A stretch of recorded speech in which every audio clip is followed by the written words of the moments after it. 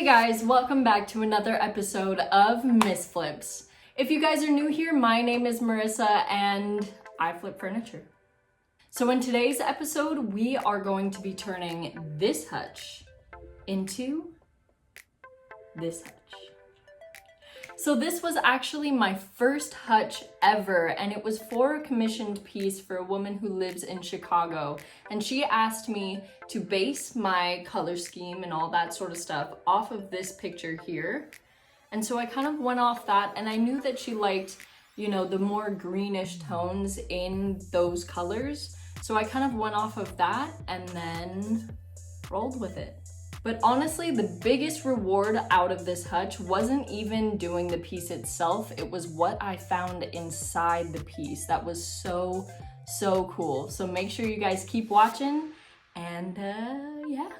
If you guys haven't yet, make sure you press that like and subscribe button so that you can stay tuned. I have a lot of challenges coming up. Make sure to go and check out the $100 challenge and also the Ugly Duckling challenge. Those were my two challenges that I did recently, and we have one Halloween one coming up, so make sure you guys are staying tuned and subscribing and doing all those things.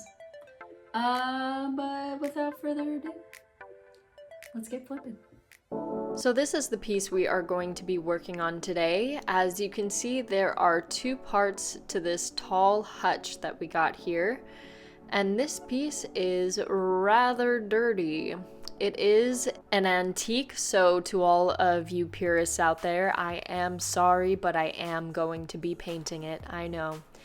There are a few repairs that I need to make, like this little scrap here just looks like a, you know, scrap piece of wood, but it actually goes on the front of the bottom door. And here is the top of the hutch, and I looked up the hardware that was on it, and it suggested that it was from the Victorian era, but after doing some research and talking with my godmom, who is an interior designer and absolutely loves Victorian furniture and architecture and everything, I actually found out that this is a piece from the Mission Style. But I mean, looking at what kind of style it is and the craftsmanship and the hinges and all that sort of stuff, I actually found out that this was pretty old and could possibly date back to the 1800s and possibly the early 1900s. And while I was cleaning this piece, I actually found something pretty interesting.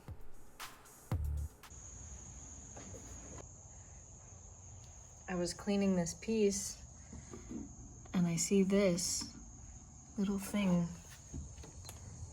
and sure enough, it's poking out the other side. Oh my god. Oh my god.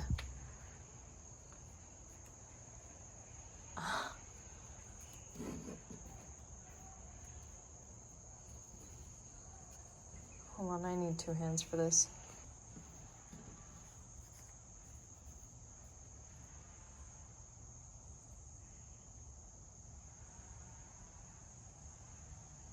It's really delicate. Oh. Yeah, this piece is already broken off. Oh my god. Oh no, it's so faded. Look at that though. Wow. I don't know what it says, but this is awesome. I think this goes like that, maybe. If you guys know what that says, let me know in the comments if you can read that. Oh my gosh. Wow. If anybody here knows what this says, please leave it in the comments. I would love to know. This is amazing. Wow. What a cool find. By far one of the coolest experiences I've ever had. I got to live out my dreams of, you know, National Treasure, Tomb Raider, all that sort of stuff. I felt pretty cool. But the next step I'm going to take is to take off all of the doors, hinges, and all of that sort of stuff and just make some repairs on the piece. There were some pieces of trim that were falling off and out of place, so I just had to glue those back into place and hammer in some nails and clamp them down so that the glue dries securely.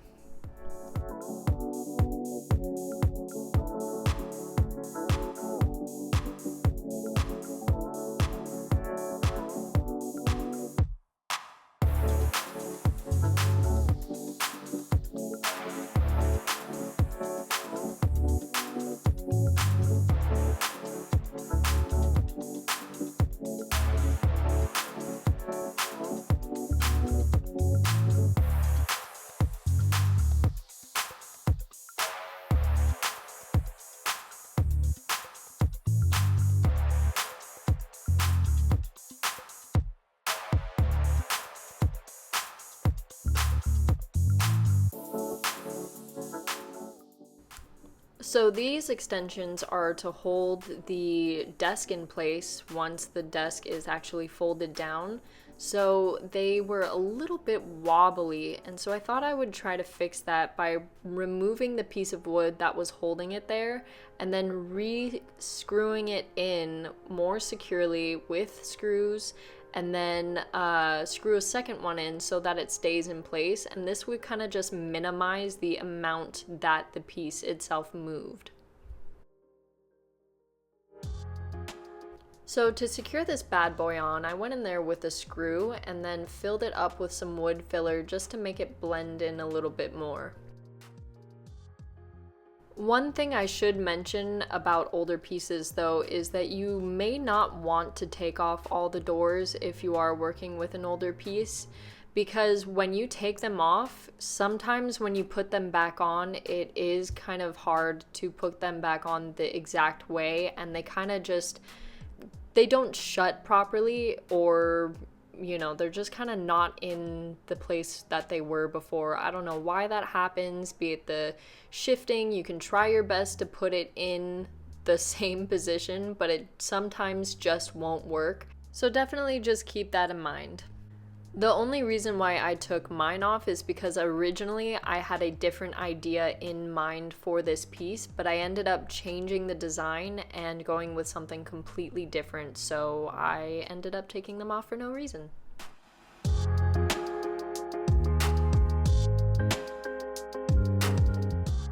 So with the wood filler that I ended up using, I only had to go in there with a damp cloth, and this made cleanup so much easier than a sander would be. So this is the inspiration that my client gave me to kind of base the piece off of. This is the wall that it's going to be going up against. So for the paint, I decided to go with Wise Owl. I have never tried them before, but they were highly recommended by my friends at Henson Home Furnishings, which if you guys haven't been to their channel yet, please make sure to go check them out. They are so awesome. They're a husband and wife team, and they do amazing work. But anyways, so I got this paint through them, and for the base, I decided to go with Siren Song. And then for the accents that I was going to be doing on here, I decided to go with Nessie and Petal. And I'd like to just say that this paint is awesome. I only needed 2 coats to cover it up. This piece is solid oak, so typically it's not recommended to paint it just because the wood grain shows through like crazy with oak. But honestly, I kind of enjoyed that. I liked the rustic kind of feeling of it, and I loved being able to have the history kind of show through the paint. But if you are looking to not have wood grain and you do or are working with oak, definitely use wood filler. It's gonna take a lot of wood filler to fill in all of the wood grain, but you can do that and then sand it over, and you should get a smooth finish once you paint it. And typically it is recommended to use a primer, but with chalk paint it is not as essential as it is with other paints. Chalk paint tends to grip onto wood a lot more, but most of the time all it really needs is a good cleaning and potentially a light sand depending on the brand, but this paint went on like a dream. Cannot recommend it enough. So, so good.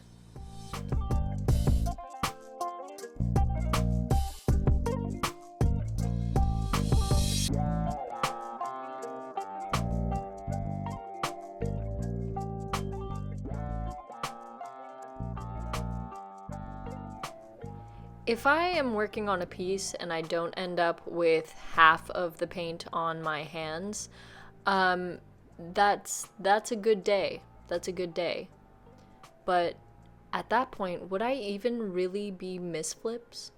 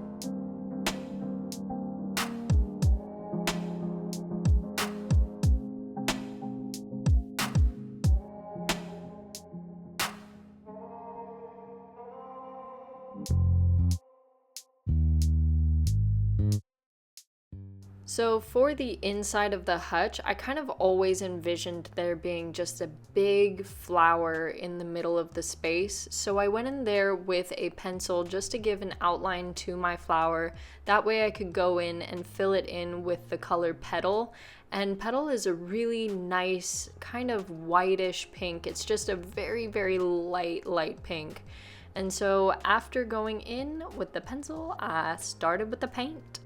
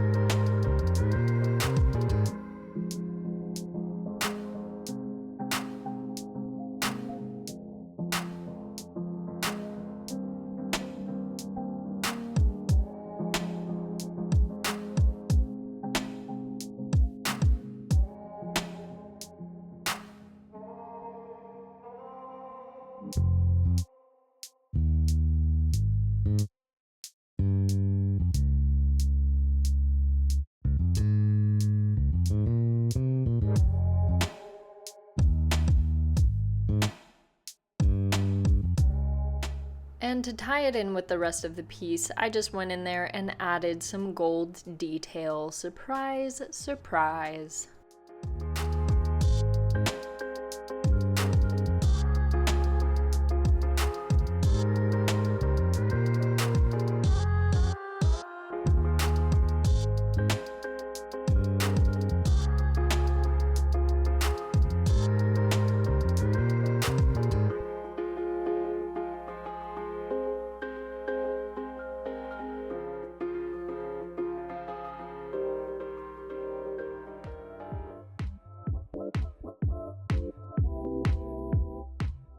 And for those of you who saw my story on Instagram about me using an orchid for inspiration, this was that. This is that. This is what that was for. I actually ended up changing the design of the inside of this orchid several times, so if you guys see it at the end and see that it's a little different than this, yeah, that's why I changed it. Yeah.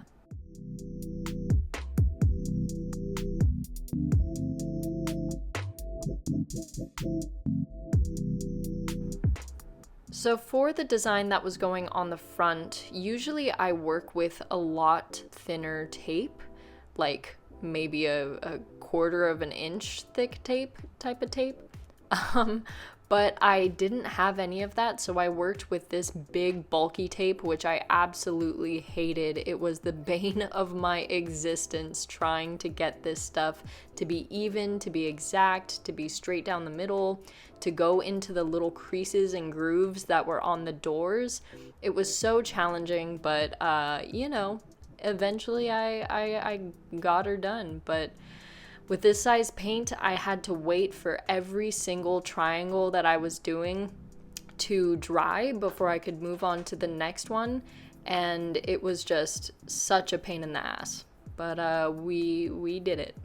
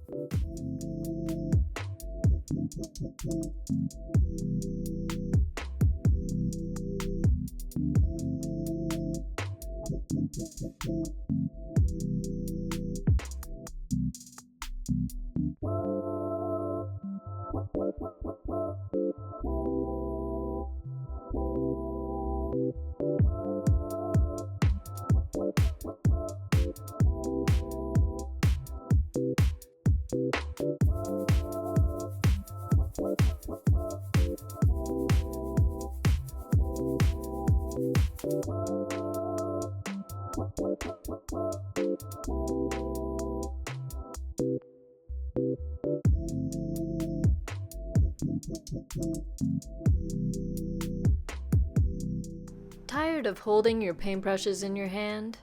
Try Bun, the accessible way. So accessible, you'll forget you had them. Go to the store. Lay down in bed. Getting in your car? Oop, duck your head. But genuinely, it is so convenient that I can't stop doing it, regardless of how annoying it is to get into the car and knock the paintbrushes around, or forget that you have them and find that people look at you weird when you're out in public. Luckily, the only places I go are Hobby Lobby, Michael's, and I'm pretty sure they understand there, you know? So usually when I do gold designs, I usually just tape up the entire side that I'm going to be doing, but since this piece was so uneven and had different levels basically anywhere, it made it a lot easier just to tape it off section by section and work in those small little areas. This ensured that I was getting straight lines everywhere and wasn't getting any gold where I didn't want it to be.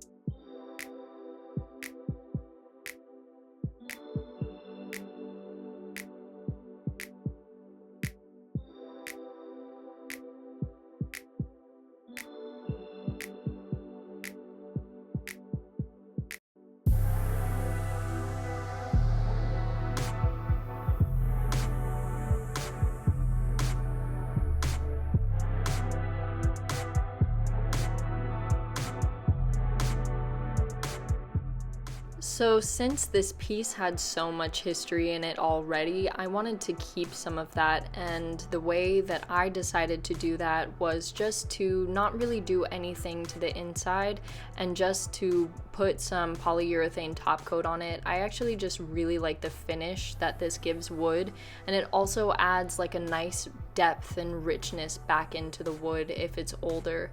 And this just gave all the interior just a really nice sheen. And then for the border of these little cubbies, I just went in there with some gold and called it a day.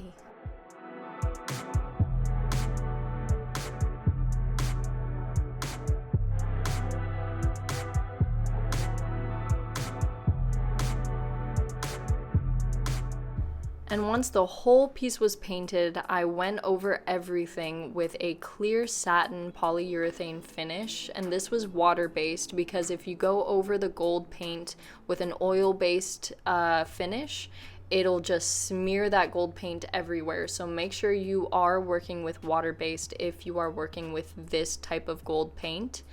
But yeah, I love the satin finish. I love the depth that a finish gives paint. It just makes it so much more rich and full.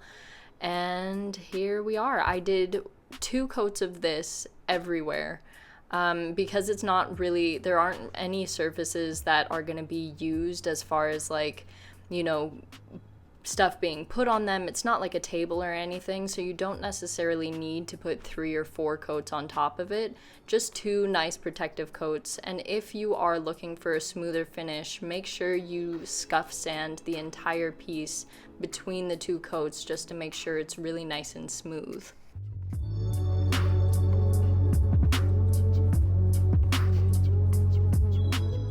I love the original hardware that was on these. Originally, I had planned on changing them, but God, this piece is just full of history, as I said, so I wanted to keep the original hardware on it, and I was able to find the exact ones on this website here.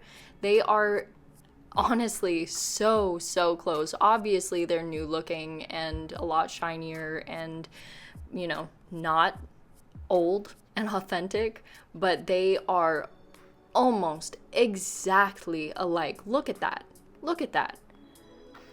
So I decided to replace the bottom missing one that was there with the new one and keep the original one for the doors up top on the hutch. But when I went in to put in the new hardware, I realized that they were a little bigger than the original ones, so they didn't fit flush with the door because of the little ridge that the door stopper adds. So I had to go in there with my drill and drill a new hole that the hardware could go through.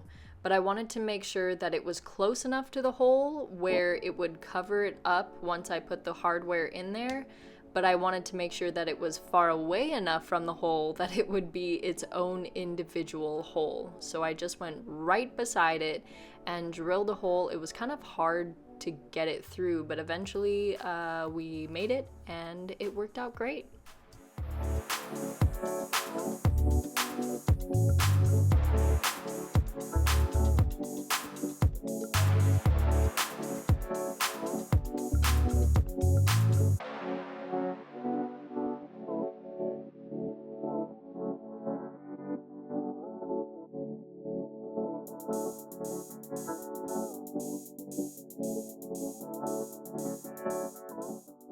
For the original piece of hardware, this piece right here acts as like a latch to close the top 2 doors. So I just went in and tightened this little screw, and that makes sure that, you know, it stays in place, obviously. And then when you turn the knob, it is supposed to lock the 2 doors. It's pretty cool, actually. I really like this design a lot. It's simple yet effective. And the last step was to clean the tempered glass that was in the doors, and I used my usual cleaning product, just vinegar and water, to clean off the windows and some paper towels, and these guys were filthy. But after a good cleaning, they looked brand spanking new.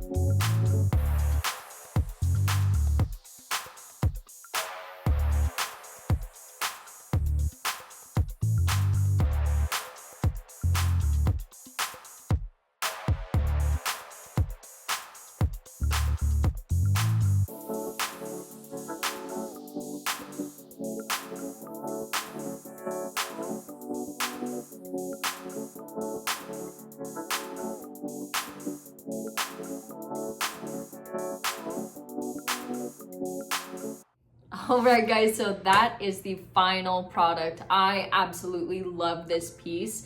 That color has actually, more recently in my life, become my favorite color. So I'm in love. I love this Hutch. I love the color combination of the wood and the paint and the gold. Everything just came together so nicely.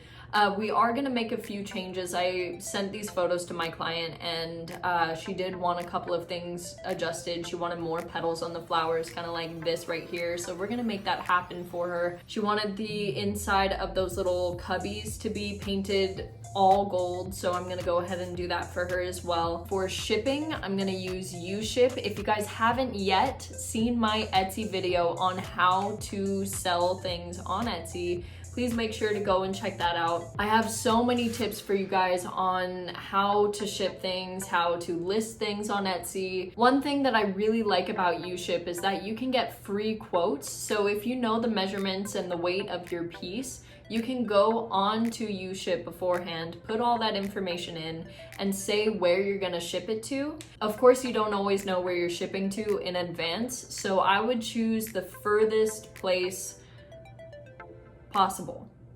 Say if you're in the middle of the States, you're gonna choose either end of the coast, right? So you're gonna either choose the East Coast or the West Coast. If you're on the East Coast, you wanna choose something on the West Coast to list as the shipping address. That way you get the most expensive shipping possible and you can kind of compensate for that just in case that is where you're going to be shipping. And then you add that to your total cost as well as what the materials are and all that good stuff. So yeah, let's talk numbers. So for the piece, I did purchase it off of Facebook Marketplace for $225, and yes, that is a very expensive price to pay, but I spoke with my client and she was okay with that, so I went ahead and bought it. For the paint, I spent a total of $62. However, I only used about $30 of it, so I am only charging my client $30 for the paint.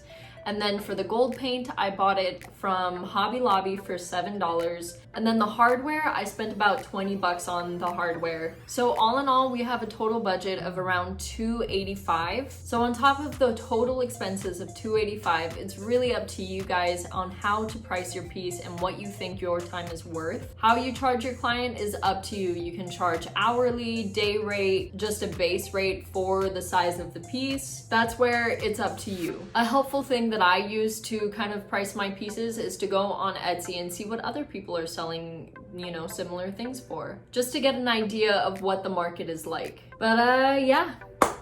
Anyways, thank you so much for watching, you guys. I hope you guys learned a lot and I hope you guys like this transformation. Let me know down in the comments what you think about it. And yeah, I'll see you next time, guys. Stay flippin'. Mwah.